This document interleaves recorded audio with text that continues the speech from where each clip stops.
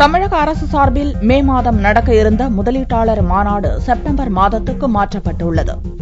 தமிழகத்தில் முதலீடுகளை ஈர்ப்பதற்காக மாநில அரசு சார்பில் சர்வதேச முதலீட்டாளர்கள் மாநாடு நடத்த திட்டமிடப்பட்டது. மே மாதம் 23 மற்றும் 24ஆம் தேதிகளில் திட்டமிடப்பட்டிருந்த இம்மாநாடு செப்டம்பர் 9 மற்றும் 10ஆம் தேதிகளில் நடக்கும் என்று அறிவிக்கப்பட்டுள்ளது. இது தொடர்பாக தமிழக அரசு வெளியிட்டுள்ள செய்திக்குறிப்பில், இதில் பங்கேற்க உள்ள முதலீட்டாளர்கள் கோடைக்காலம் முடிந்த பிறகு மாநாட்டை நடத்த முன்வைத்த வேண்டுகோளை ஏற்றும் சில சர்வதேச நிறுவனங்கள் தங்களின் முதலீடுகள் தொடர்பான திட்டங்களை இறுதி செய்வதற்கு கூடுதல் அவகாசம் வேண்டும் என்று கேட்டுக் கொண்டிருப்பதை ஏற்றும் முதலீட்டாளர்கள் மாநாடு தேதி மாற்றம் செய்யப்பட்டுள்ளதாக தெரிவிக்கப்பட்டுள்ளது. இதுவரை எரிசக்தி துறை நீங்கலாக 53,000 கோடி ரூபாய் மதிப்பிலான திட்டங்களும், எரிசக்தி துறையில் மட்டும் 23,000 கோடி மதிப்பிலான திட்டங்களும், ஆக மொத்தம் 76,000 கோடி ரூபாய் மதிப்பிலான திட்டங்கள் ஒப்பந்தத்துக்கு கையெழுத்தாக தயார் நிலையில் இருப்பதாகவும் அரசு தரப்பில் தெரிவிக்கப்பட்டுள்ளது.